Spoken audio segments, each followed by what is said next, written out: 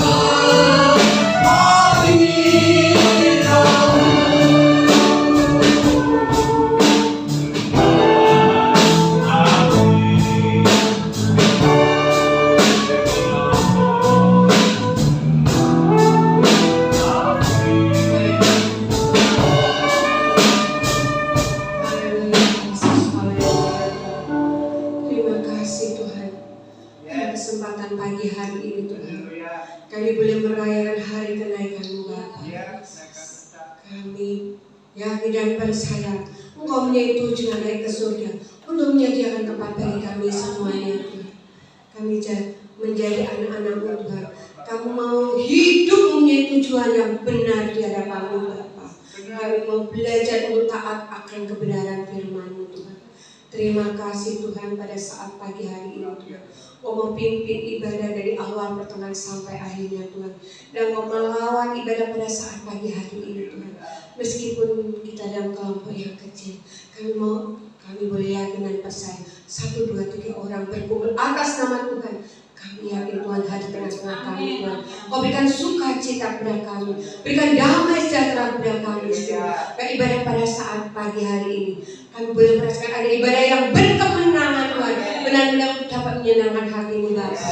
Kau mau pakai para pelan-pelan-Mu, berikan pengurapan semua para pelan-pelan-Mu Tuhan. Ya apapun yang kita kerjakan Tuhan, ada kesatuan hati dia melayani Engkau Tuhan. Sarana yang dipergunakan Tuhan, berikan kelancaran Tuhan. Kau singkirkan roh-roh kerusakan yang akan mengacaukan ibadah pada saat pagi hari ini Tuhan. Kau singkirkan jauh-jauh Tuhan. Kami akan membawa segala pelayanan pada saat pagi hari ini, akan persembahkan untuk kemuliaan nama-Mu Bapa. Terlebih hamba-Mu yang akan menyampaikan kebenaran firman-Mu Tuhan. Kau rapi Tuhan, sehingga firman-Nya akan keluar dari mulut bibir hamba-Mu Tuhan, memberikan kekuatan baru kepada kami Tuhan, memberikan penyegaran kepada kami Tuhan. Iman kami semakin berakar kuat di dalam Engkau Tuhan. Meskipun masalah yang terjadi dalam kehidupan kami tidak ada henti-hentinya Tuhan, tapi kami boleh punya iman yang besar Tuhan. Kuasa-Mu tetap sama dulu, sekarang, dan selama-lamanya Tuhan. Terima kasih Tuhan Yesus. Kami boleh menyerahkan sepanjang ibadah pada saat pagi hari ini di dalam nama Tuhan Yesus yang penuh dengan kuasa. Haleluya. Amin. Haleluya. Siang Bapak Ibu, selamat pagi semuanya. Sehat-sehat luar biasa. Haleluya. Kita mau bersemangat untuk memuji dan besarkan nama Tuhan pada saat pagi hari ini. Datanglah ke baiknya dengan hati bersyukur.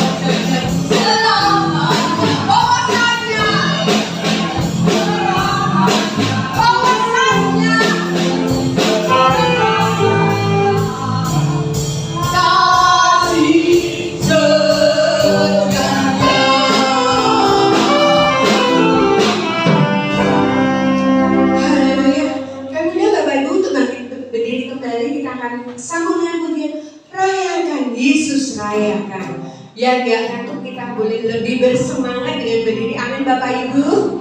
Haleluya.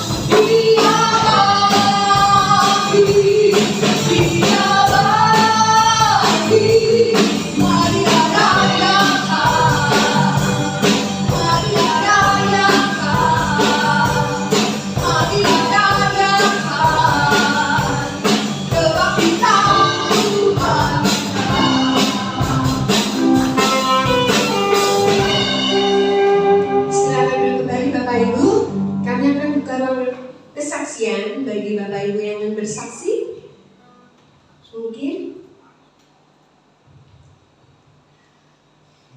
sepanjang beberapa hari ini mengalami sesuatu secara pribadi, pertolongan Tuhan yang sungguh luar biasa, kami persilahkan. Saya, kalau tidak saya akan mengawali sedikit untuk kesaksian pada pagi hari ini. Saya merasa bersyukur pada Tuhan meskipun setiap hari itu masalah itu terjadi. Ada terus, namanya manusia pasti ada masalah. Kalau kita sudah panggil pasti masalah itu berhenti ya. Kalau namanya manusia pasti ada masalah. Saya bersyukur mungkin untuk tahun ini kita masih merasakan masih per bulan banyak.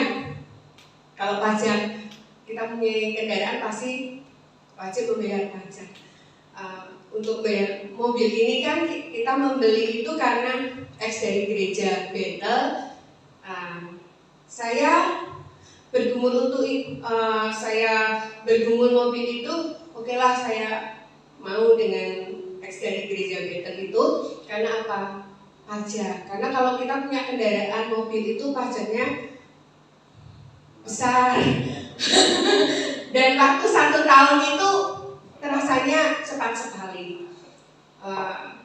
Bapak berpikirnya karena di lingkungan sini ada orang yang suka menguruskan jasa pajak kendaraan, mungkin Bapak itu bilang, wes pakai Bapak itu aja, timbangane dikek ke wong liya, memberkati orang PMB aja.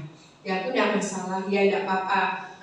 Ternyata diuruskan Bapak ini sudah waktunya sudah mepet, tinggal 2 hari jatuh tempo. Bapak, ini harus balik nama, sudah diblokir, tidak bisa dibayar pajaknya. Duh, kalau perpanjangan balik nama biayanya cukup besar. Sedangkan saya tidak pemikirannya kita bayar pajaknya aja. Kita bingung untuk bayar pajaknya aja, ternyata tidak bisa. Bapaknya, iya ini. Nah Tuhan, tujuannya kita punya mobil tapi kok malah mobil kita bisa bayar pajaknya diblokir. Harus balik nama. Tapi saya ngomong karena tinggal 2 hari, udah, Pi kamu ke Samsat aja, cari kebenaran ini mobil diblokir atau tidak. Puji Tuhan, Bapak pagi-pagi ke Samsat menanyakan mobil ini masih bisa diperpanjang atau tidak. Ternyata tidak diblokir. Puji Tuhan, ya udahlah, saya berpikir biasanya kantor saya itu pakai jasa seroja. Jasa seroja. Nah, saya tanya alamatnya yang tempatnya pembayaran jasa yang dipakai Mandira itu apa? Saya coba pakai beberapa perbandingan untuk jasa-jasa yang saya ditawarkan, kok lumayan ya pajaknya dengan jasanya ya cukup banyak jasanya, maksudnya jasanya itu mahal. Bisa berkebutuhan berikan jasa yang pokoknya biaya itu semampu kami, karena kita hamba Tuhan nggak punya duit banyak, kalau bayar jasa banyak-banyak juga berat. Ternyata ada satu jasa diinfokan dia cuma minta jasa 100.000 untuk pengurusan, diurusin 1 hari jadi. Puji Tuhan nggak terlambat. Saya berpikir Tuhan, kita tuh sebenarnya cari simpel aja. Kalau kita punya kenalan anak Tuhan, daripada kita berkati orang lain, memberkati orangnya sendiri. Tapi malah kok kadang-kadang kita itu tidak kayak kemarin kan ditakut-takuti harus balik nama, harus begini dengan biaya yang cukup besar.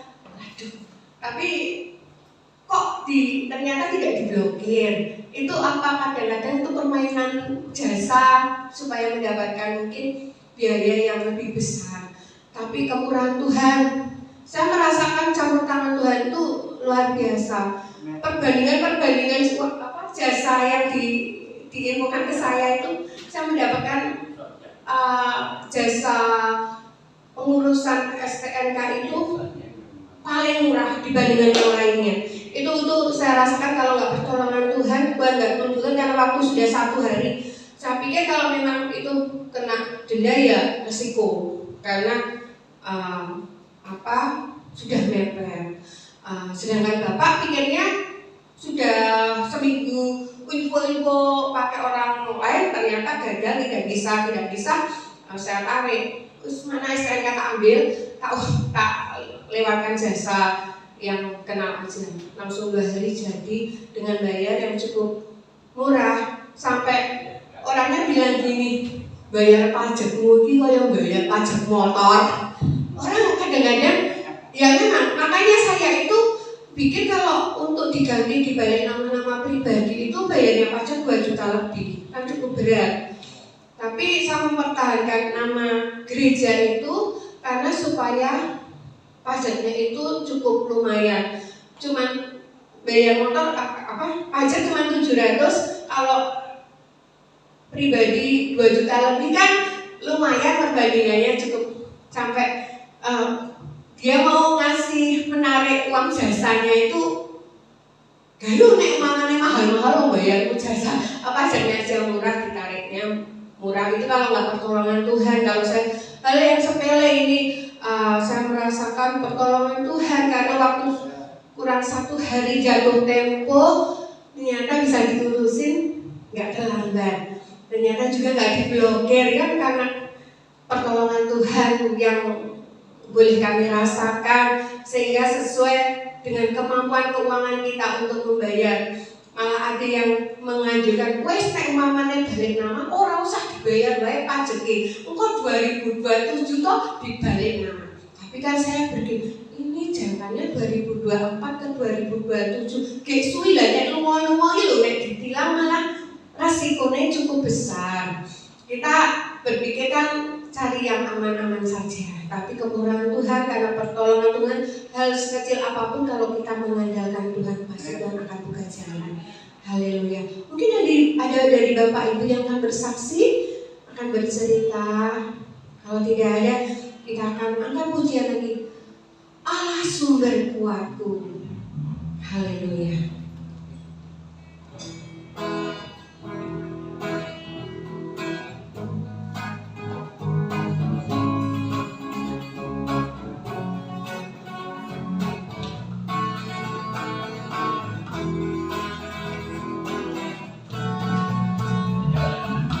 Hanya Kau milikku di surga. Tiada yang Kau miliki, hanya Kau. Tak ku andalkan kekuatanku, tak ku andalkan kekuatanku, namun yang pasti Kau tetap selamanya.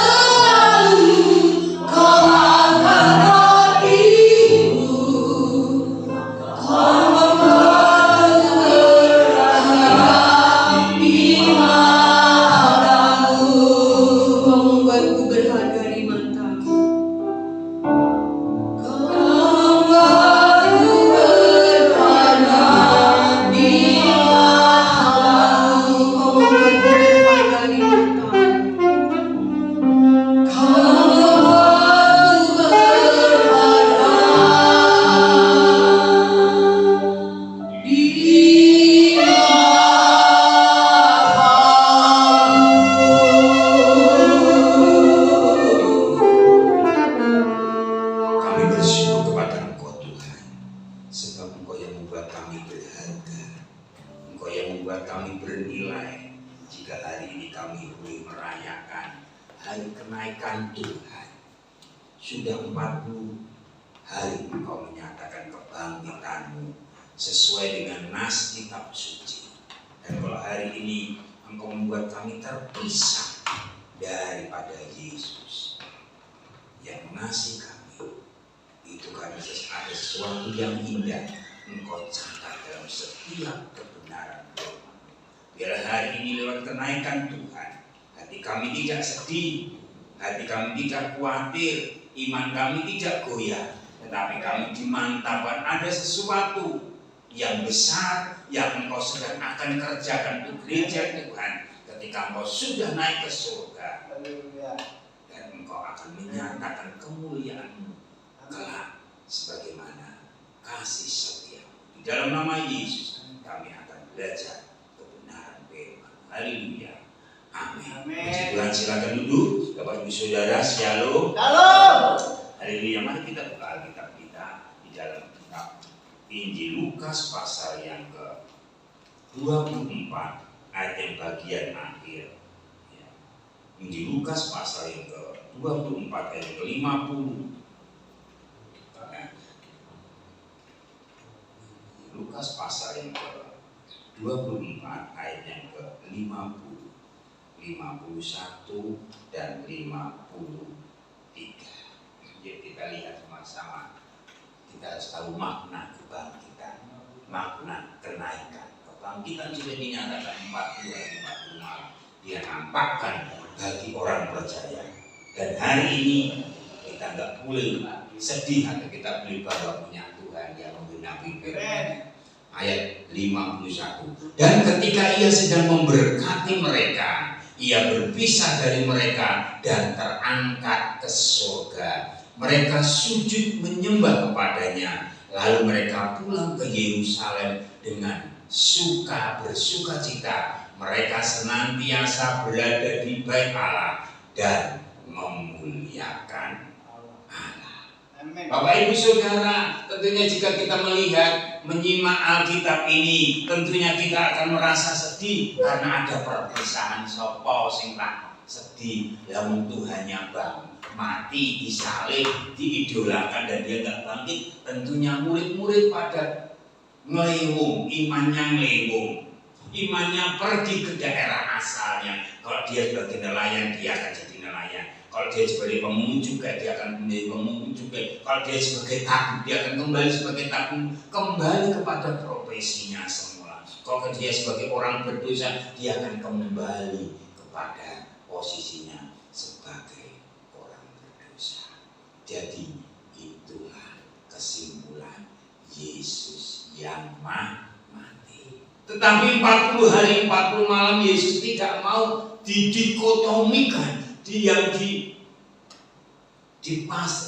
dibatasi dengan kematian. Maka dia tunjukkan 40 hari 40 malam, dia tunjukkan kebangkitannya.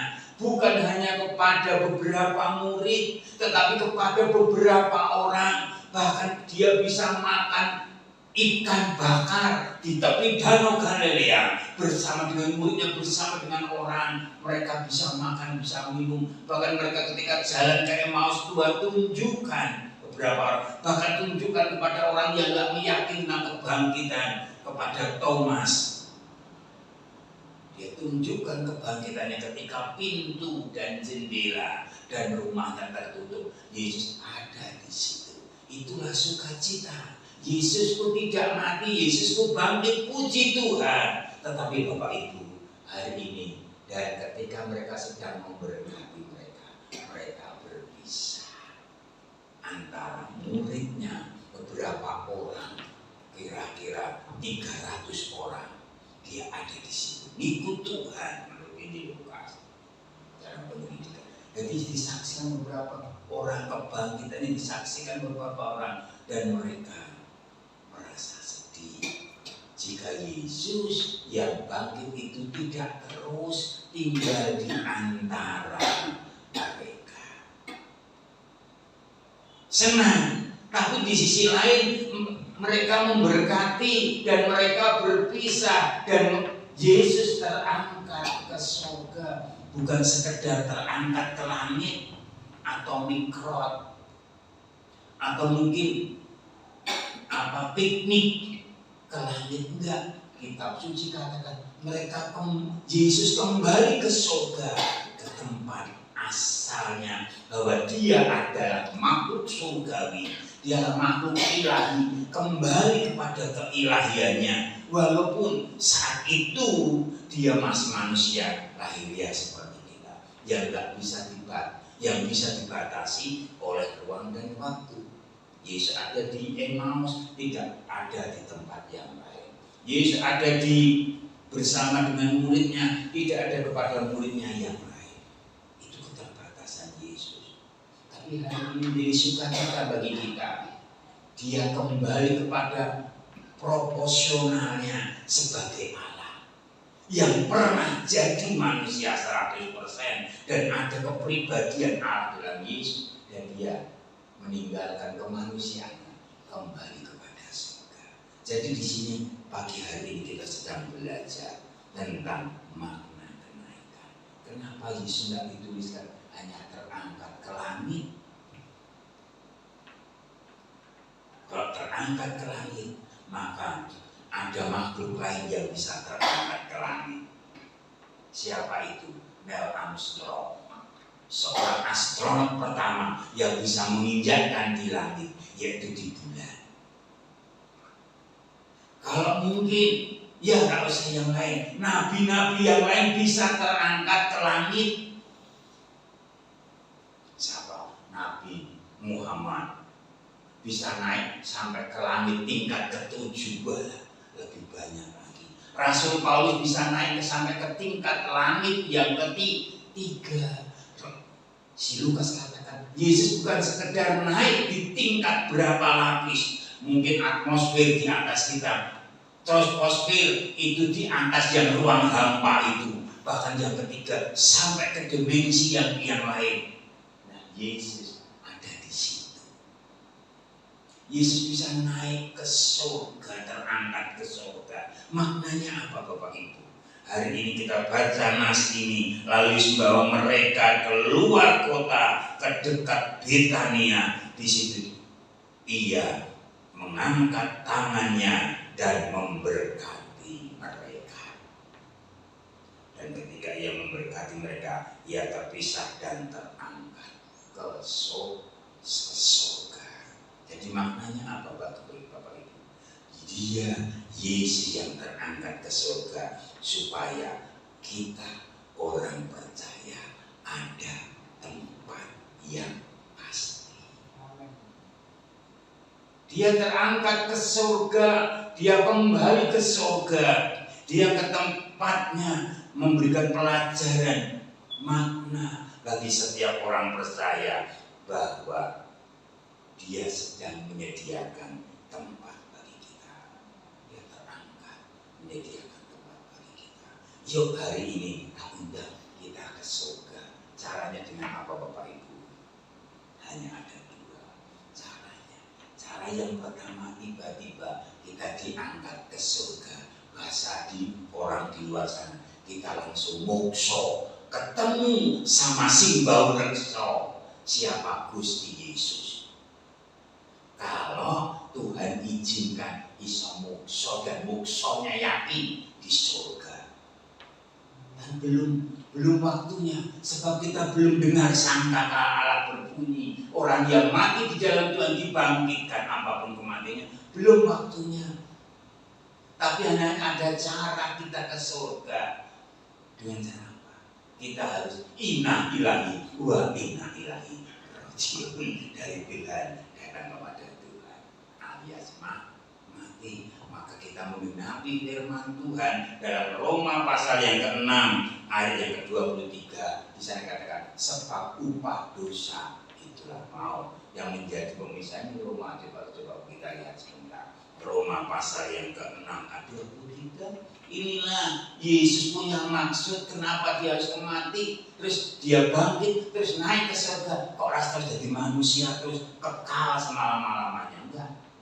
Sebab upah dosa ialah maut atau kematian, tetapi karunia Allah ialah hidup yang kekal dalam Kristus Yesus Tuhan kita. Upah dosa maut, mati. Ibrani 9 ayat 27, tambahkan lagi.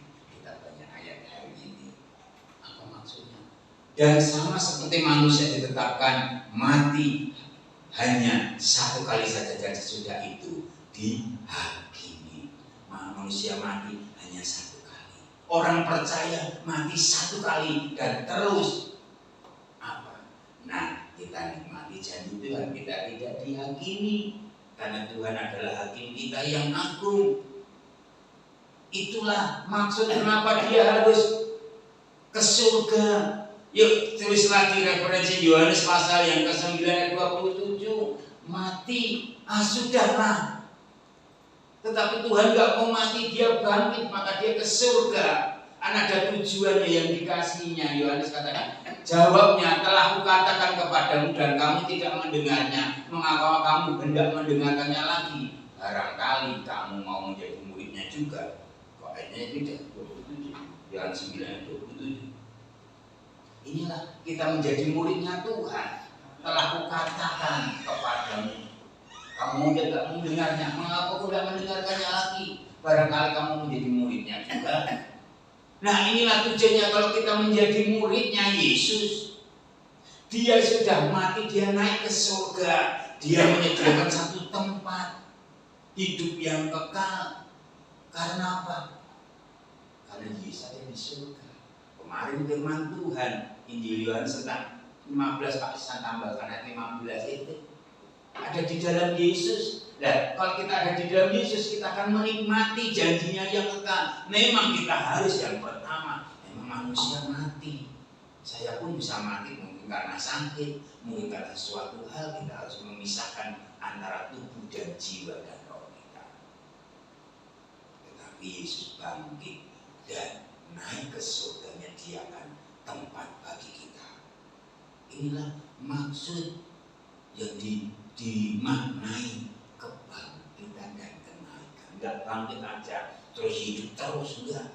Tetapi Yesus harus naik ke surga supaya kita punya tujuannya sebagai muridnya Yesus. Yang mati tidak dihukum, tetapi mati. Injil Yohanes katakan, di situ kamu ada, kamu pun berada. Di situ aku berada, kamu pun berada. Inilah maksud Tuhan. Makanya ini jadi hari besar bagi kita, hari yang mana mengingatkan Tuhan kita bahwa Dia yang naik ke surga menyediakan. Maka itulah kematian bagi Tuhan. Ini dikatakan hidup bagi Kristus, mati satu keuntungan. Kita hanya berpisah di dalam tubuh jasmani kita, tapi dalam manusia rohani kita kembali kepada Bapa yang di surga.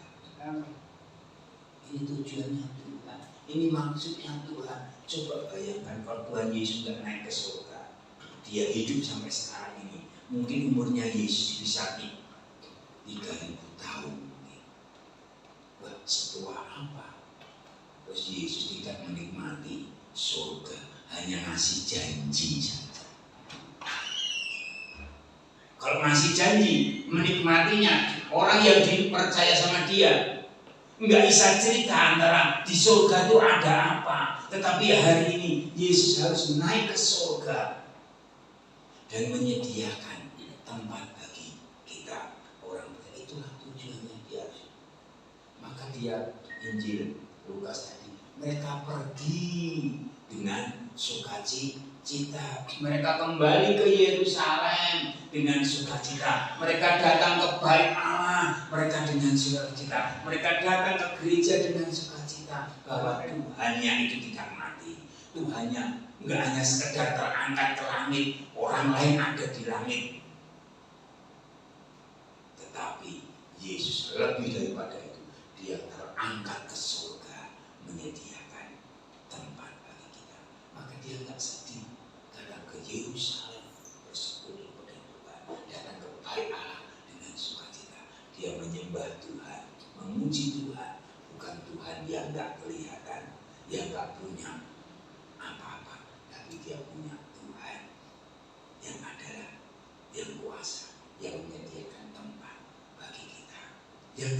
di sana. Dia harus pergi untuk memberikan satu makna baru bagi kita. Sakaria 4:6 coba lihat. Memberikan apa? Makna apa? Sakaria 4:6.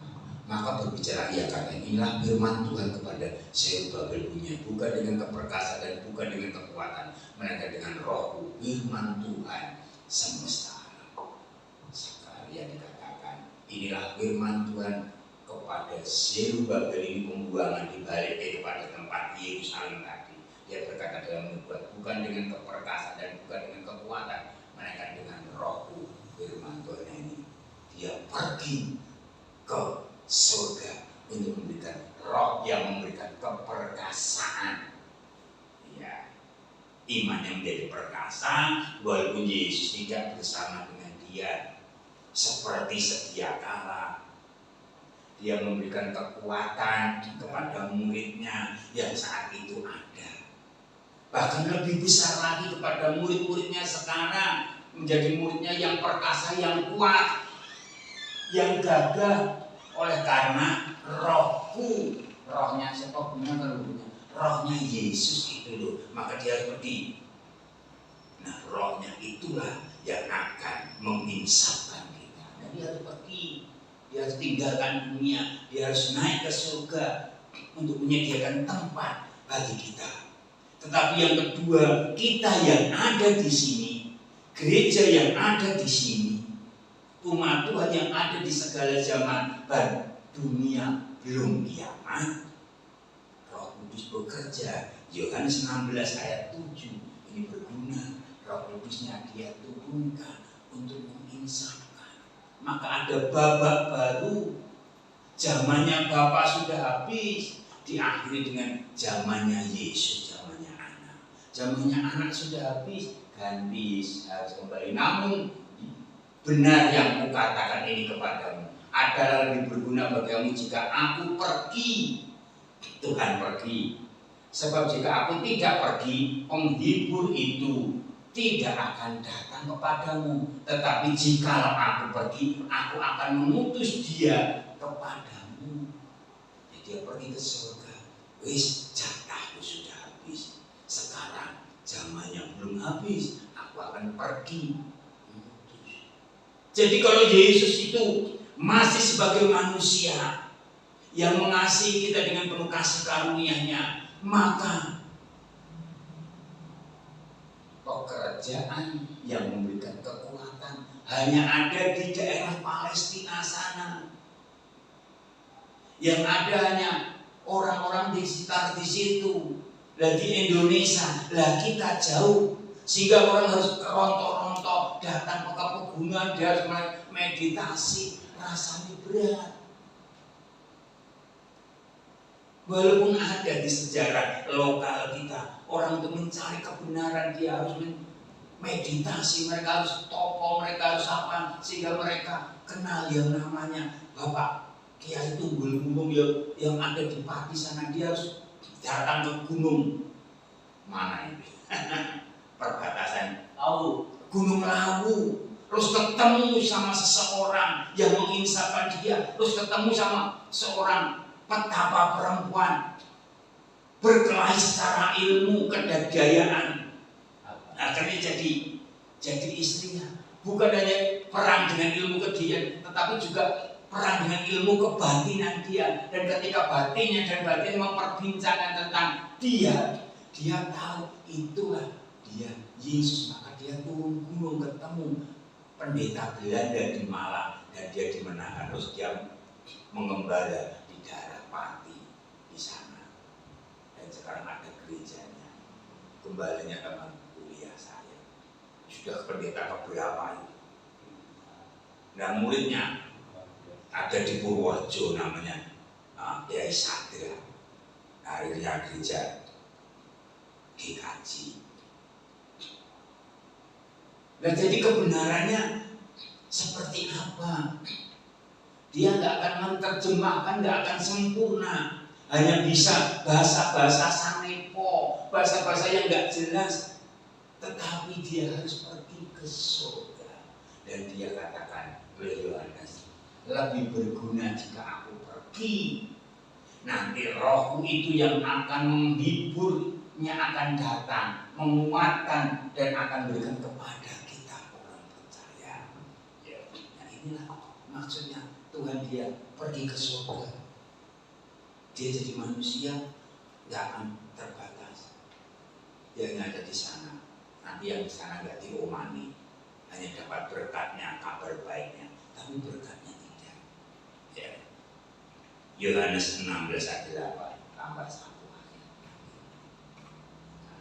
Dan kalau ia datang, ia akan menginsafkan dunia akan dosa, kebenaran dan penghakiman. Menginsafkan.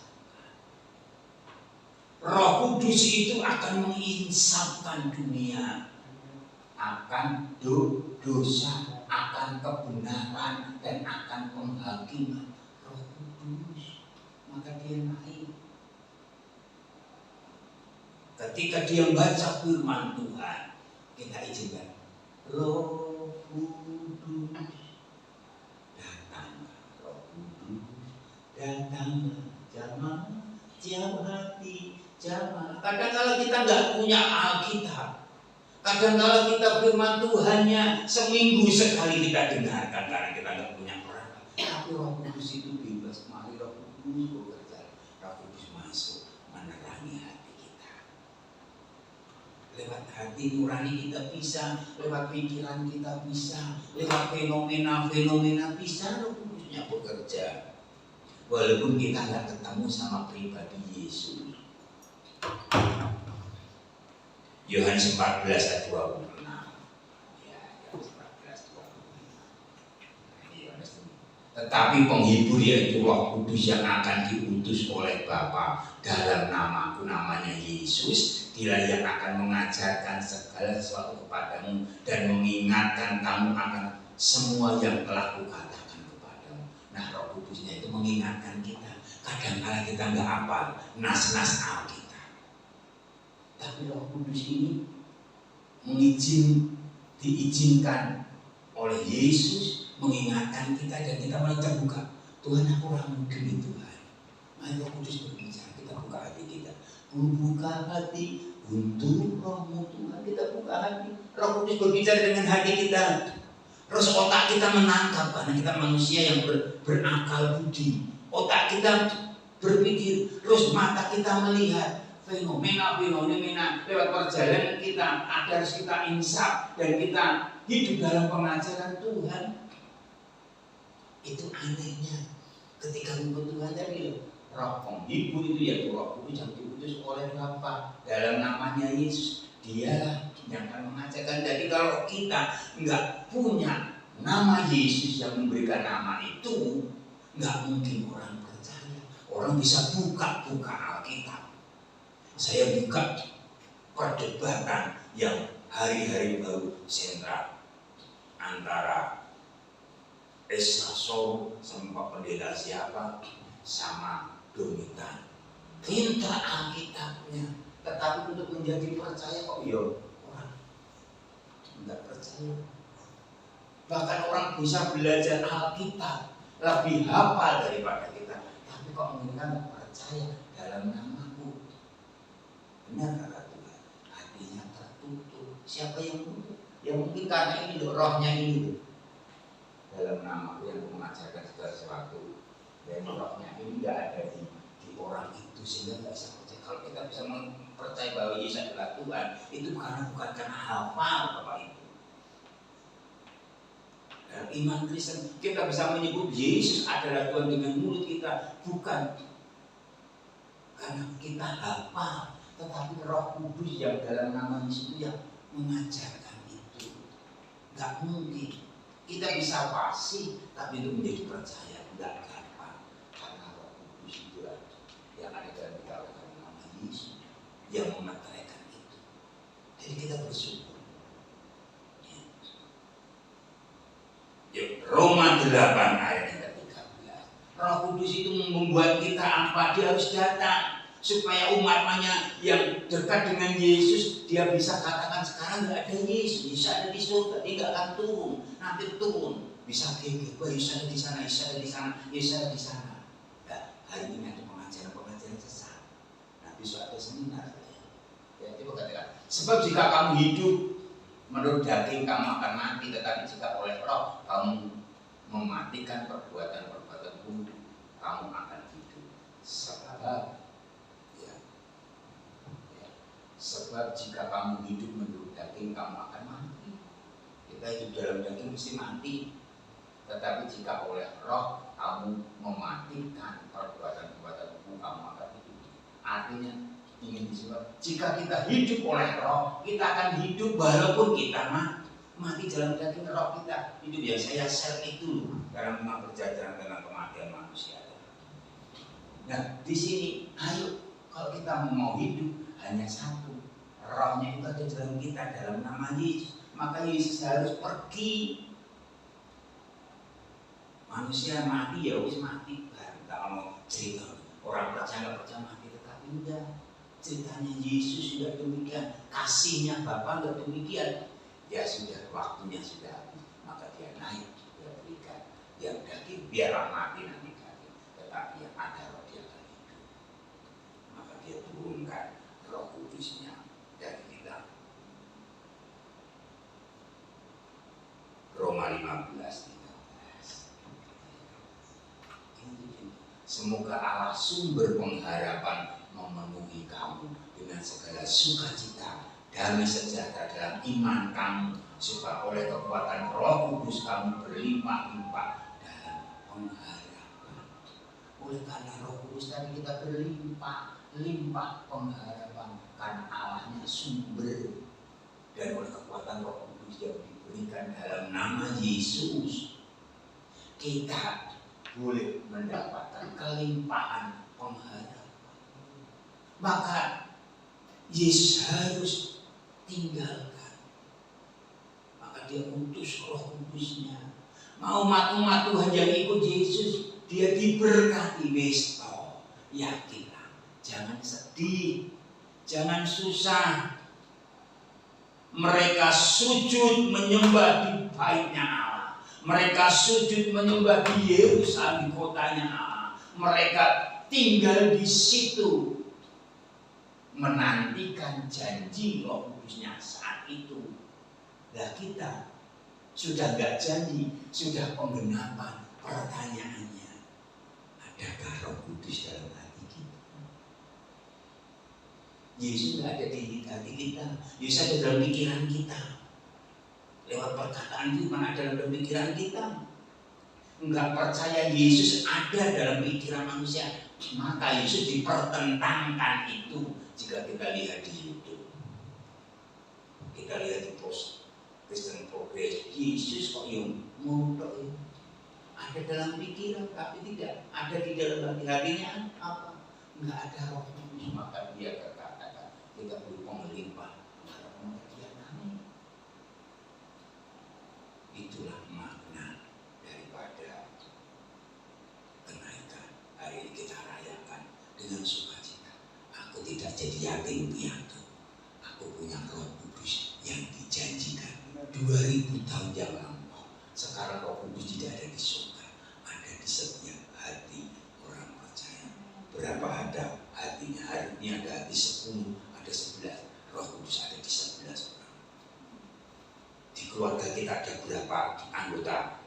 Berapa anggota kita? Roh Kudus ada di hati mereka. Roh Kudus bisa bermultiplikasi dalam setiap kita. Kenapa? Karena itulah janjinya Tuhan. Maka dia naik. Yang terakhir, supaya kita bergairah dan bermakna. Ini yang dikatakan, mereka bersukacita, mereka senantiasa ada dalam bait Allah. Yohanes 4:20.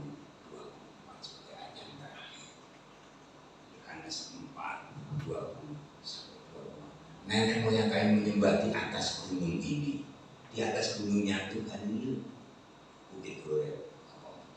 Tetapi kamu katakan bahwa Yerusalem tempat orang menyembah. kata Yesus kepadanya, percayalah kepadaku, hei perempuan, saatnya akan tiba bahwa kamu akan menyembah Bapa bukan di gunung ini, bukan juga di Yerusalem.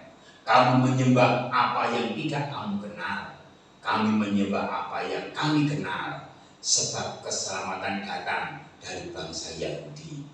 Tetapi saatnya akan datang dan sudah tiba sekarang, ini saat ini, bahwa penyembah-penyembah benar akan menyembah Bapa dalam roh dan kebenaran. Sebab Bapa menghendaki penyembah-penyembah demikian. Allah itu roh, dan barang siapa menyembah Dia harus menyembahnya dalam roh dan kebenaran. Saya merinding hari ini membaca ayat firman Tuhan. Kalau kita bicara tentang Yerusalem, berapa duit kita keluarkan? Saya lihat share Bapak Antonius Supardi, dia setelah pensiun punya berkat tur ke Yerusalem, di share di Tuhan Yesus memberkati. Saya sampaikan, wah puji dan seperti apa Yerusalem? Seperti ini. Wah, baik ya Pak ya, aku rindu kamu ke sana. Tapi apa daya, keuangan gak sanggup, nunggu raiso. Ya. Jika kita katakan tempat ini menjadi tempat penyembahan, kata Yesus, perempuan-perempuan ini menyembah Bapa di gunung ini. Kita di gunung endi? Gunung Pati atau gunung Ungaran ya? Jadi yang bisa ke gunung yang bisa menyembah. Lah kalau aku sudah emak-emak boro-boro munggah gunung, mau munggah gunung gereja nggon Bukit Manyaran Permai aja ngos-ngosan, undang-undangane dhuwur. Ya kan demikian. Nah, pemana baju dituntun lebengi. Kita kan terbatas Bapak Ibu. Makanya dia harus pergi supaya kita tidak ada ruang dan tempat untuk membatasi kita menyembah Tuhan. Kalau kita datang ke Yerusalem ada bait Allah, maka hanya yang boleh menyembah hanya imam besar, yang boleh melayani hanya para imam. Lah terus umatnya hanya dipeluk-peluk datang bawa persembahan. Orang bawa persembahan orang itu, dan jadi hitung-hitung itu juga menjadi perdebatan. Bolehkah kita membayar per bulan ini dan itu jadi pergulatan, menjadi pertentangan. Sehingga di sekolah kita boleh nggak kita bayar per bulan atau enggak? Itu jadi benar tapi tidak tepat atau tepat tidak benar dulu. Jadi punya argumentasi. Tetapi Tuhan lebih daripada itu. Tuhan berkata demikian. Tuhan mau kita menjadi penyembah-penyembah dalam roh dan kebenaran. Kita di rumah kita menyembah Tuhan, kita ada di situ. Kita beli sayur, orang tukang yang saus di Bandung, kita sambil tuku, terus hati kita menyembah Tuhan. Karena apa? Sayurnya kok enggak semua ya Tuhan. Ya kita menyembah dengan ya nggak semua orang kok di luar daripada anggaran. Seperti ceritanya Ibu Gembala, ya tak bayar tuh tak siap ke Tuhan. Tapi aku perlu menyembah Tuhan, gimana Tuhan? Lah kok dibawa tak parah nih Pak Pendeta nih. Pak Pendeta ini sudah stroke. Waduh, wis Pak balik nama iyo, tapi tujuan saya belum kusik mungkin. Nomornya hanya, bu nanti 5 tahun tak anggar kese, tak ubah just nanti gampang tak kuali nama jadi gereja meneh karena dia dulu tak pakai untuk tambah Tuhan pelayanan juga. Begitu datang minta tolong, wah diblokir, aduh Tuhan. Aku tanya, ngentai berapa ya? Kurang lebih ya bisa 5-6 juta. Lah DT Tuhan kita cuma jawabnya DT terbatas kira-kira 1 juta tambah sekian karena kita hitungan dengan jasa. Wah bikin Tuhan, ya kita menyembah Tuhan, ya, kita sembah Tuhan. Bingung kita orang ya kira-kira sing tak percaya pengalamannya seperti itu ya saya percayakan. Soal punya motif yang lain saya nggak mempertanyakan itu. Ya sudah dia pengalamannya sudah diblokir saya percaya. Terus saya datang ke sana menyembah Tuhan lupa teko jam 8. sembah bareng Tuhan. Walaupun tak duit hanya mbak cari informasi Tuhan, benar nggak Tuhan, benar ya aku tak siap rakyat hari ini daripada aku tambahin semua boleh utang-utangan surat pokok Tuhan. Tapi ketika kita menyembah sama Tuhan, Tuhan dibuka apa? Sini bagian blokir. Ini diblokir, nggak tanya kepada polisi yang di situ, terus dibukakan. Orang diblokir Pak, saya balik lagi. Saya nggak yakin. Terus dia nggak yakin. Saya sudah diuruskan ini kira-kira Pak, kok diblokir entah Epiro. Jika diurus naik Persebaya, saya dengar dengan telinga seperti Thomas itu. Maka saya datang lagi, Pak tenang nggak Pak, kita takut Pak. Saya tanya, bener Pak, dilengo bibi. Terus saya bilang, wah puji Tuhan. Terus saya tanya lagi komunikasi sama orang yang juga yang biasa memberkati teman saudara kita seiman. Saya tanya Pak, orang diblokir, lo tenang aku ini ini, yaitu namanya anugerah Tuhan. Pengalaman dia nggak mungkin, tapi kok jadi mungkin? Yang itulah kadang administratif itu bisa seperti itu. Menurut pengalaman itulah anugerah Tuhan. Sehingga uang kita cukup sesuai dengan ya memang pakai jasa karena orang yang punya tidak mau mengeluarkan KTP karena tidak mengeluarkan surat dari gereja atas nama gereja. Ya wis, saya tanya, surat dulu sini, iso. Dan kerja di jasa, iya kaya mau kuwi. Ya jalur turunnya mesti nanti bisa disiasati. Artinya yang saya tangkap, ketika kita dalam berjalan ngurusin kita menyembah Tuhan, adakah Tuhan di samping kita? Mungkin kalau kita berkata mungkin Tuhan mengubahkan database yang diblokir jadi nggak diblokir, ya tak ada yang mustahil karena saya ngomong demikian. Nggak mungkin toh sudah di database yang blokir itu blokir. Ya terus jadi pertanyaan. Kalau pertanyaan yang benar, ketika kita menyembah dalam roh dan kebenaran, ada hal-hal ekspektasi yang mungkin kita nggak bisa katakan. Terus Roh Kudus itu yang menolong setiap kita. Kadang-kadang kita nggak bisa karena beratnya itu. Kita hanya menyembah, mungkin nggak ada jawaban. Biar Roh ini yang akan menolong kita mengantarkan doa kita di hadirat Tuhan. Kalau Tuhan nggak bantu kita nggak bisa. Kita harus datang ke Yerusalem. Kita datang di tembok ratapan meratap. Yerusalem di sini. Ngomong kayak gitu gini. Ini utang dia. Lalu tekan kini bayarin larang. Bisa kok pieceran bisa datang. Yesus kita bukan Yesus yang demikian. Maka dia naik maknanya supaya kita bisa bebas. Di Yerusalem kita menyembah dengan penuh sukacita. Di Bait Allah kita bisa menyembah. Ada di Yerusalem bicara rumah kita. Nanti kan dilanjut menjadi saksi di Yerusalem, Syamaya, Yudea sampai di keluarga, di tetangga sampai semua. Jika kita bebas, jika kita menjadi Tuhan, Tuhannya enggak naik. Waduh, kita menyembah Tuhan, yakinkan. Insya Allah Pak. Yang mati, insya Allah Pak, mudah-mudahan. Aku enggak mau saya dengar sama ada jemaat. Aku enggak mau insya Allah, aku mudahnya pasti. Ya dan tidak di luar itu enggak boleh. Nah Yesus enggak demikian. Dia berikan kepastian. Maka ini memang Yahudi harus memulainya sebagai suatu bangsa. Tetapi saatnya akan tiba dan sudah tiba sekarang. Bahwa penyembah benar akan menyembah Bapa yang adalah Roh dalam kebenaran. Bapa menghendaki penyembah demikian. Bapa menghendaki kita menjadi penyembah Bapa dalam Roh Kudusnya yang ada di kita. Dan kita menyembah dalam Roh dan kebenaran. Itu satu sukacita.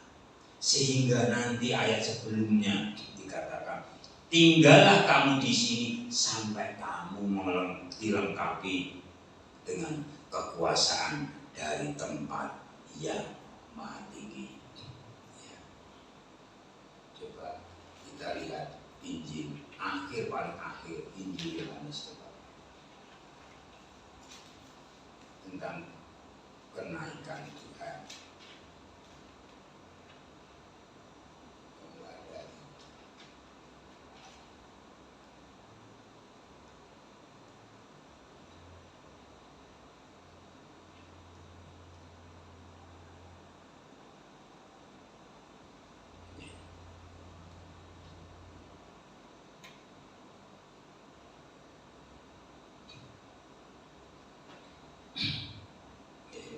Terakhir aja. Jadi ketika Yesus naik ke surga, nanti Injil Matius, Injil Markus, Injil Lukas yang mencari di sana. Kamu tinggal di sini sampai aku dilengkapi dengan baju kekudusan Tuhan. Maka mereka berdoa sampai hari Pentakosta, hari turunnya Roh Kudus. Ditulis dalam Injil, dalam kitab para rasul pasal 1 pasal 2, Roh Kudus dicurahkan. Mereka ditunggu di situ. Dan saat itu dicurahkan, mereka dipenuhi dengan Roh Kudus, dengan tanda lidah-lidah api. Maka gereja karismatik memakai setelah hari ini kita berdoa 10 hari dalam tradisi gereja Pentakosta. Tapi lepas daripada itu, Bapak Ibu, dia harus pergi untuk menyediakan tempat. Setelah itu Yesus mau hari itu harus meneguhkan gerejanya, dilengkapi untuk duduk, dilengkapi. Karena sudah zamannya menjadi penyembah-penyembah tadi. Kita perlu Roh Kudusnya. Kalau Roh Kudusnya bekerja, ya sudah waktunya. Maka itulah maknanya. Makanya kalau dia naik, hanya satu yang Tuhan inginkan. Kita mati dan kita hidup bagi Tuhan. Setelah itu Roh Kudusnya yang menolong, membimbing kita. Bahkan yang ketiga, Roh Kudusnya itu yang membuat kita menjadi penyembahnya Bapa, penyembahnya Yesus dalam roh dan kebenaran. Itu menjadi kekuatan. Inilah makna yang sejati dari mana dia harus naik ke surga. Kalau dia nggak naik ke surga hari ini, saya tidak percaya tidak ada gereja di BNP, tidak ada orang Kristen di Indonesia. Tapi karena Yesus naik ke surga dan Roh Kudusnya turun, maka di Indonesia ada yang namanya pengikut Yesus dan menjadi penggenapannya sampai akhir zaman. Itulah maknanya. Dan maknanya saya tutup sama satu ilustrasi seperti ini. Bicara makna. Sekali waktu saya dipertemukan minggu-minggu ini adalah minggu-minggu di mana sedang euforia sukacita. Sukacita apa? Anak-anak kita yang sekolah. Minggu kemarin ini pesta kelulusan anak SMA. Minggu besok mulai SMP. Minggu depannya lagi yang SD. Nanti mereka terima ijazah. Terus orang tua yang melanjutkan, yang kuliah yang hari ini UTBK seleksi yang masuk ke perguruan tinggi kalau mau. Tapi kalau nggak mau dia kerja. Tetapi yang masih usia sekolah SD hari ini 2 minggu lagi, orang tua kita mungkin Mbak Ibu akan berpikir, Pak, anakku masih tahun dia SMP di mana? Dia diketir-ketir, anakku lulus sekolah ya. Sekolahnya ngasih sertifikat kelulusan. Demikian pula hari ini orang tua yang sekolah di SMP, anaknya punya SMP atau cucunya itu, anakku lulus saya.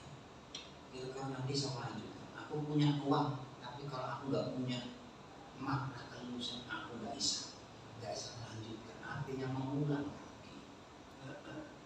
Tapi mau lulus semua.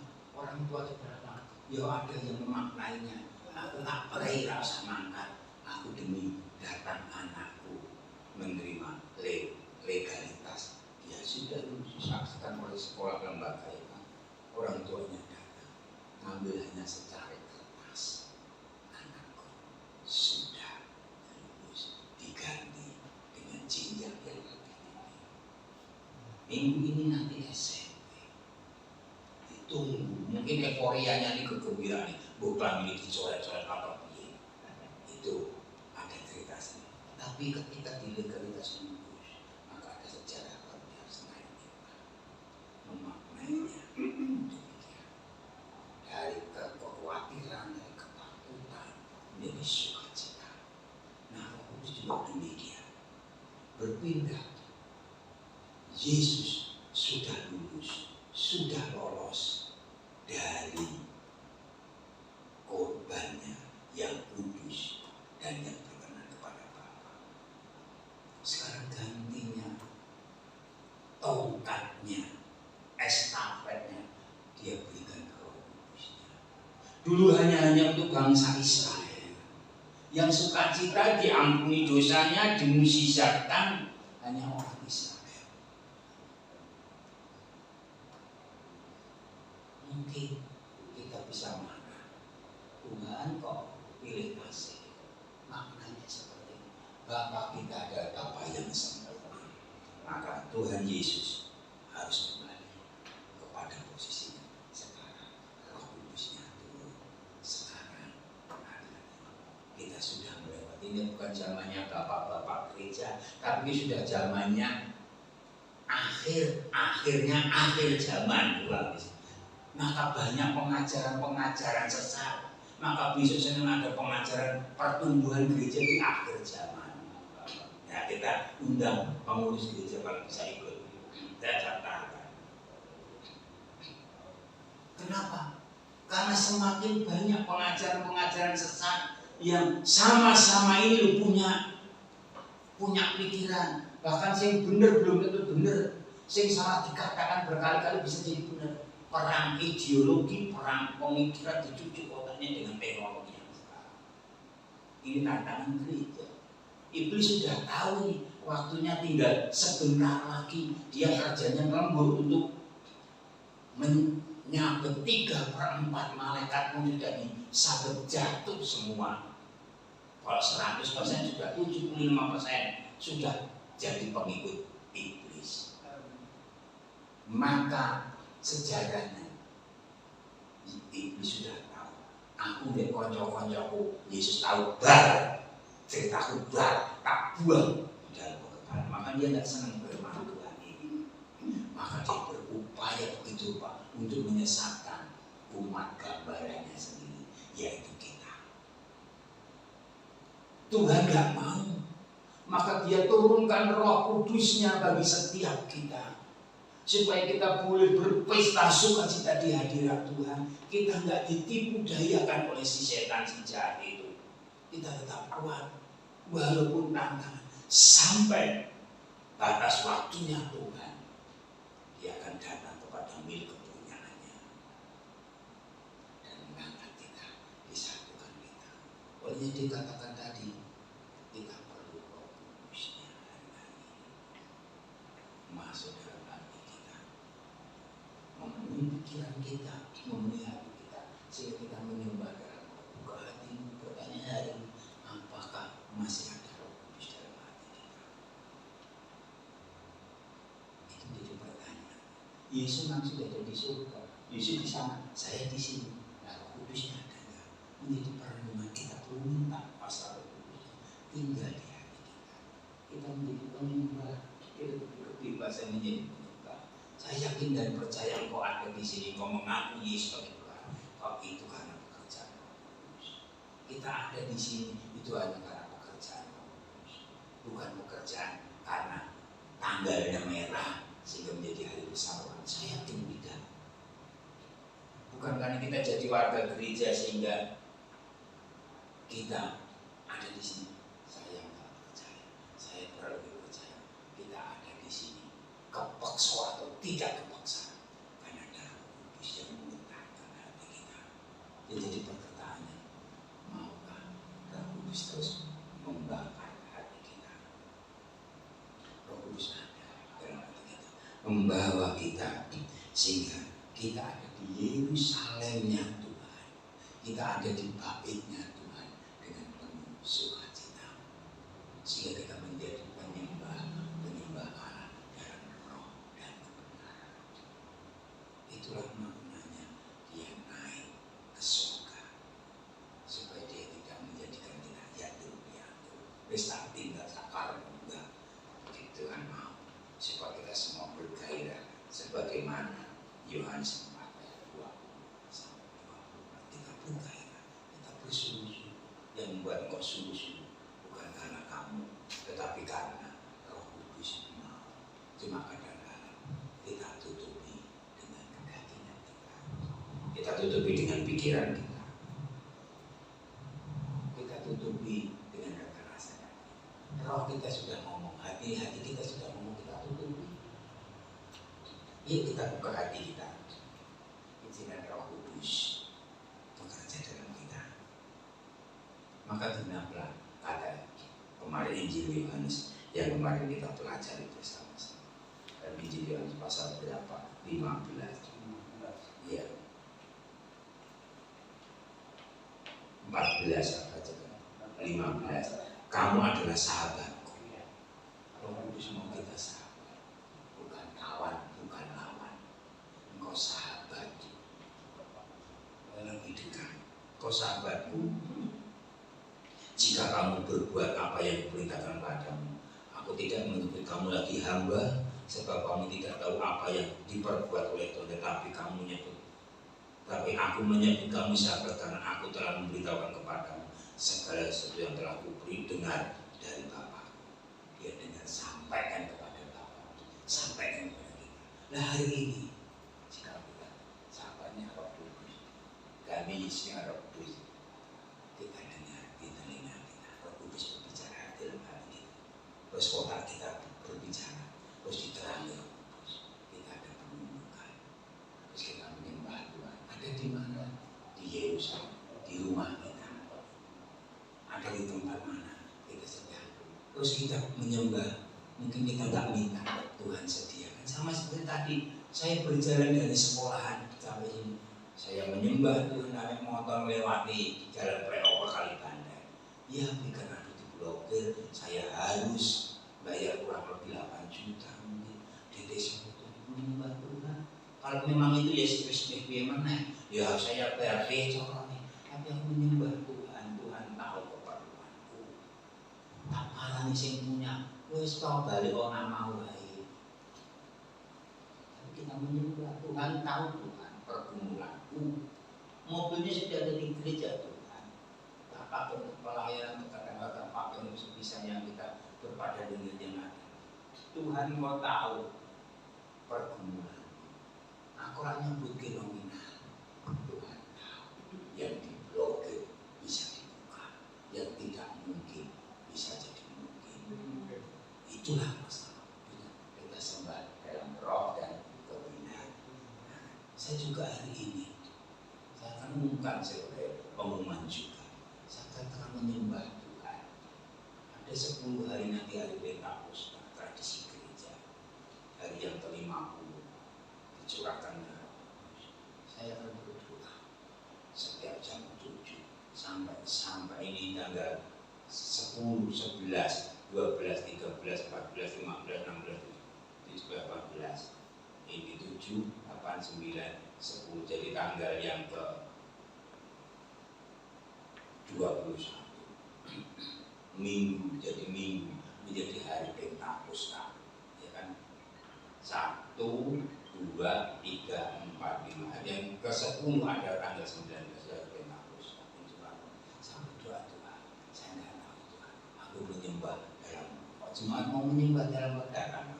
Kalau nggak bisa di rumah yuk kita 10 hari ambil waktu kita menyembah dalam waktu. Nggak usah panjang-panjang 1 jam kita sembah Tuhan. Aku mau apa yuk kita sembah. Saya minta Tuhan supaya kita hari Pentakosta kita deklarasi. Biar Tuhan yang mengerjakan di luar ekspektasi kita. Saya sama anda, wis diblokir pun sama menyembah Tuhan. Tuhan yang kerjakan dengan caranya yang ajaib. Karena Tuhan tahu dia pergi ke surga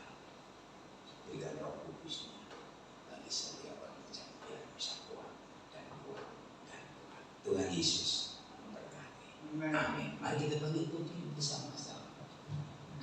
Kita anggap pujian tadi saja yang bagian akhir. Refrennya saja. Nanti naikkan ya, naikkan jadi D, tadi kan C.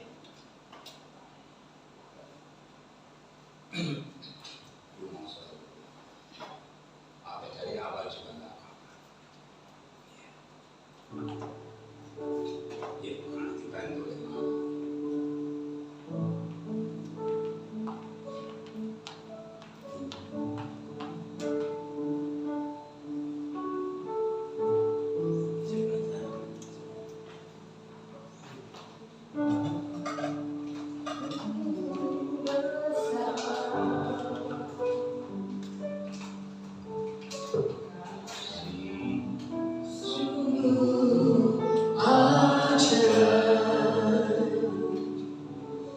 Tiada hentinya ku mengagumi, sungguh kau ajaib.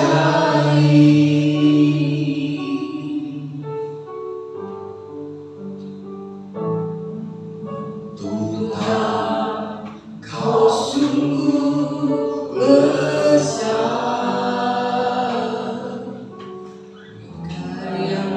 Sungguh ajaib,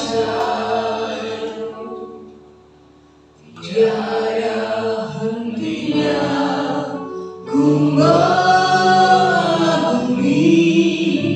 sungguh kau ajaib.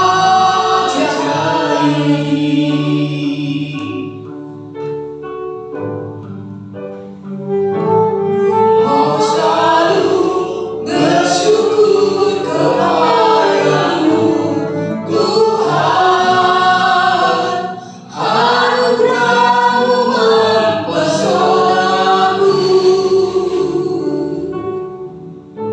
Selalu dan selalu Kau angkat hatiku, Kau membuatku berharga di mata-Mu.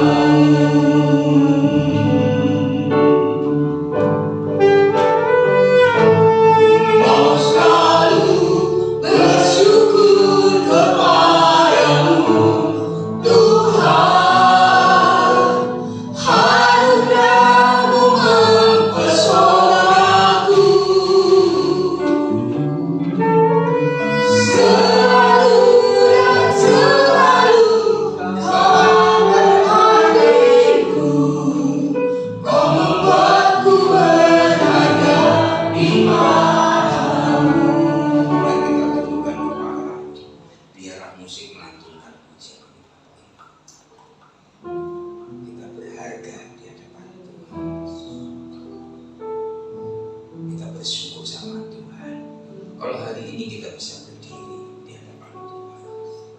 Kalau hari ini Tuhan masih berbicara di mimbar ini, kita bisa bersyukur. Bahkan lebih dalam lagi, Roh Kudus masih ada di dalam hati kita. Roh Kudus masih berbicara intim dengan roh kita, dengan batin kita. Itu satu anugerah. Tuhan tidak pergi, walaupun kadang-kala kita mengecewakan. Tuhan ada di surga, Roh Kudusnya kita kecewakan, Dia nggak turun terus Tuhan mentak-mentak atau mencak-mencak. Kau ini, kau jadi umat, tapi Dia dengan penuh lemah lembut, dengan kesabaran, tetap ada di hati kita. Walaupun kita taruh di ujung kaki kita, rohnya itu pun Roh Kudus tetap ada. Oleh itulah anugerah Tuhan. Mari kita maknai kenaikan Tuhan sebagai penghargaan tertinggi Roh Kudus dalam hati kita. Teruslah bekerja Tuhan, teruslah Engkau bekerja dalam hati kami. Jika kami salah, insafkanlah kami, supaya kehidupan kami berbuah buah-buah kebenaran. Izinkan kami Tuhan, Roh Kudus, jangan tinggalkan kami. Roh Kudus jangan lompat dalam hidup kami, tetapi memenuhi setiap kami, membuka cakra-cakra kehidupan kami. Yang tertutup, cakra kehidupan kami terbuka menjadi satu sinar kehidupan yang menerangi hidup kami. Kami melangkah dalam zona sukacita bersama Tuhan. Terima kasih Tuhan. Hari ini kami bangga memiliki Roh Kudus yang menjadikan kami boleh kuat, menjadikan kami boleh berharga. Hamba-Mu sudah berhenti berbicara. Mari Roh Kudus ajar kami memaknai sukacita itu, sehingga kami berharga di hadapan Engkau. Di dalam nama Yesus kami mengucap syukur buat kebenaran yang memerdekakan kami. Terima kasih Yesus. Roh Kudus ada dalam setiap kami yang percaya, katakan amin. Puji Tuhan. Silakan dulu waktu saja saya.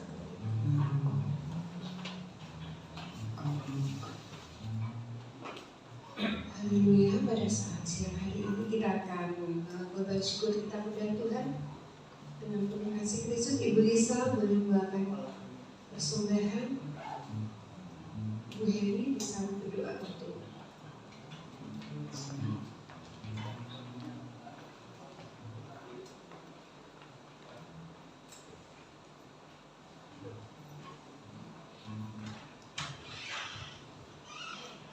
Terima kasih buat pagi ini Tuhan. Engkau memberkati kami dengan firman-Mu Tuhan. Dan kuasa kebangkitan-Mu itu Tuhan terus membawa setiap kehidupan kami dipenuhi berkobar-kobar dengan api Roh Kudus. Dan kini tiba saatnya Tuhan bagi setiap kami memberikan yang terbaik. Tuhan, Engkau Tuhan menilik, Engkau memberkati Tuhan setiap tanah hati kami, sehingga apa yang kami berikan pagi ini Tuhan, itu adalah murni Tuhan, ucapan syukur yang keluar dari hati kami. Bapa, Engkau kuduskan, Engkau tahirkan Tuhan setiap persembahan yang kami bawa pagi hari ini Tuhan. Engkau memberkati setiap anak-anak-Mu Tuhan yang memberi dalam kekurangan maupun dalam kelimpahan. Semuanya mengalami Tuhan perkenan-Mu sehingga langit di atas kami terbuka. Setiap belalang-belalang pengirim pindahan pelompat itu dihalau dari kehidupan kami, dihalau dari pekerjaan kami. Kami ada dalam proteksi-Mu. Terima kasih Bapa, kiranya persembahan ini Tuhan bisa dipakai, dipergunakan untuk memperluas kerajaan-Mu di tempat ini. Memberikan hikmat kepada hamba-Mu Tuhan yang Kau percaya untuk mengelola persembahan ini. Terima kasih Bapa, terima kasih. Dengan hati syukur Tuhan kami siap memberikan yang terbaik. Setiap kita yang percaya dan yang siap memberikan yang terbaik, mari sama-sama katakan amin.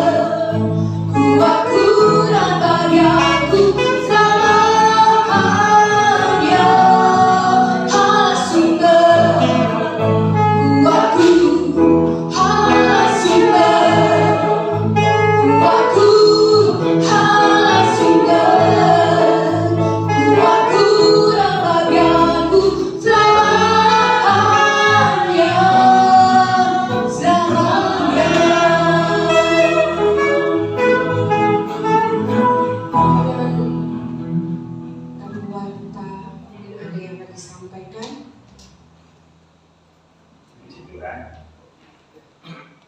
Pekerjaan dan pekerjaan seperti biasa di seminggu ibadah mimbar ini. Sebetulnya di sini ada yang ulang tahun hari ini, tetapi rupanya nggak hadir ya. Ya. Untuk besok kegiatan kita, saya akan mulai dari gereja. Kalau jemaat kepingin mau mengundang doa 10 hari ini berantakan dari hari Jumat, Sabtu, Minggu nggak ada kan yang ibadah. Senin, Selasa, Rabu, Kamis, Jumat, Sabtu. Nah itu ada doa rantai, doa penyembahan. Kalau ini hari pertama itu Jumat, Sabtu, Minggu, Senin, Selasa, Rabu, Kamis, Jumat, Sabtu, Minggu. Nah hari terakhir kan Pentakostannya tanggal 19. Jadi kita mulai doa di sini jam 7. Hanya 1 jam, biasanya kan ada yang 2 jam. Kita menyembah terus selesai. Kita izinkan Roh Kudus. Saya berdoa satu dengan yang lain. Jadi kalau Bapak Ibu nggak hadir juga nggak apa-apa. Tapi besar harapan saya kita dalam kesatuan roh dalam sepanjang seminggu itu 10 hari ini kita berdoa dalam 1 jam, jam 7, jam 8. Saya tak usahakan, saya nggak kemana-mana, saya akan diam di bawah kaki Tuhan menyembah di tempat ini. Kalau datang ya sudah sampai jam 7, jam 8 ya sudah selesai. Tapi ibu ada di rumah, yuk kita ambil di situ menyembah, masuk ke kamar, kita doakan sebuah pekerjaan Tuhan, kita sembah, kita naik hadirat Tuhan biar Roh Kudus tercurah di setiap keluarga. Saya enggak berdoa yang saya menyembah, tetapi roh saya membawa doa-doa. Nanti yang saya setiap minggu saya akan share doa saya di sini. Jadi kita menyembah dalam konsep doa seperti itu. Tapi kita izinkan ini kegiatan kita dalam 10 hari kita berdoa. Jadi saya nggak akan kemana-mana. Saya jam 7 jam 8 saya di depan mimbar, saya tak pinggirkan semua seperti itu, saya menyembah dengan kita. Bapak Ibu hadir langsung aja menyembah. Nanti saya sediakan apa itu karpet doa itu yang ada, yang kita menyembah saja. Kita izinkan Roh Kudus bekerja. Ya, itu yang pertama. Yang kedua, besok hari Selasa itu ada, tapi saya kuotanya cuma 5 sudah penuh. Tapi kalau boleh tambah gimana, karena pembicaranya ini membatasi 150 plus anggota Sentral Kristen Indonesia ini tentang pertumbuhan gereja di akhir zaman. Jadi melihat gejolak zaman seperti ini, apa kata Alkitab? Ada pengajar-pengajar yang seperti itu, gimana tantangan gereja tetap kembali ke firman Tuhan di tengah canggihnya teknologi apa-apa itu menggunakan firman Tuhan. Nah besok itu ada seminar jam 9 sampai jam 12, terus ada sesi juga tanya jawab. Dan pembicaraan itu senang kok ditanyain, dan pertanyaannya itu menggelitik, pertanyaannya itu ngeyel, lebih senang senang. Wah dia terapresiasi. Kalau kemarin diadakan di Ungaran, kok seminarnya dia tapi tanya jawabnya kurang menggigit, orang sing ngeyel gitu. Nah buat dia sedikit bahasa senang ya, pertanyaan itu ngeyel membuat dia sulit, semakin itulah jawaban firman Tuhan gitu. Jadi bisa ada. Jadi saya kepingin bisa satu saja video Zoom. Kira-kira kuotanya bisa, karena Bapak pendeta yang memiliki gereja Crown Palace itu di Gria Kanan itu membatasi 100, kemungkinan 100 lebih sedikit, karena gereja tadi memberkati yang datang, diberkati dengan makanan. Terus pembicaranya yang datang memberkati dengan berkat untuk transport ya. Dan mungkin nggak seberapanya sebagai apresiasi. Jadi saya nggak rindu itunya, tapi saya ingin materi apa tanda zaman sehingga kita tidak buta. Sekali juga. Terus penting mbak, yang penting kita orang bikin makan rakyat, yang penting kita materinya gitu. Nah kalau cuma kira-kira nanti sumnya aku dulu ya, kepingin aja semangat untuk bisa ngikuti itu baik sekali. Ini pembicara nasional yang ada ya. Itu saja yang bisa saya sampaikan. Mari kita balik berdiri, kita mengakhiri ibadah kita di dalam Tuhan. Kami bersyukur kepada Engkau Tuhan. Hari ini kami bisa merayakan dengan kesehatan, dengan waktu, dengan tempo yang ada dalam hidup kami.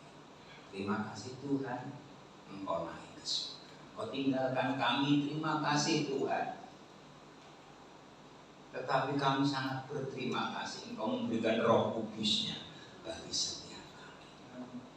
Ketika kami percaya Engkau ada dalam hati kami, ketika mulut kami memuji Engkau, ketika hati kami percaya, itu bukan karena naluriah kami sebagai orang percaya, tetapi itu dikerjakan oleh kuasa Roh Kudus.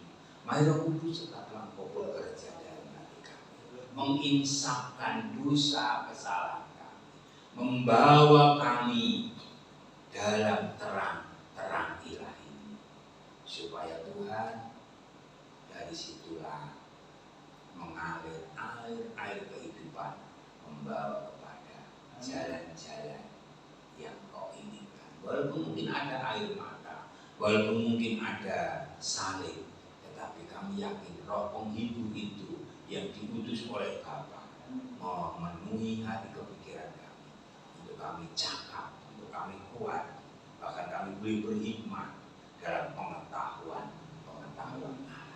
Terima kasih Tuhan. Mari saudara-saudara, angkat kedua belah kami, arahkan kepada Tuhan Bapa kita yang ajaib.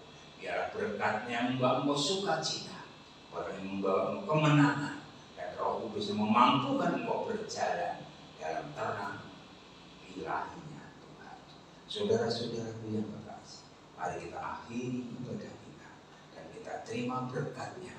Kiranya berkat daripada Allah Bapa, kasih daripada Tuhan Yesus Kristus, serta penyertaan Roh Kudus yang menolong engkau dan saya berjalan dalam terang ilahi, berjalan dalam kasih ilahi, dalam pekerjaan, dalam tugas, dalam panggilan kami masing-masing. Berkat daripada Tuhan Yesus Kristus yang melampaui segala akal, memenuhi setiap hati kita di dalam berkat nama Tuhan Yesus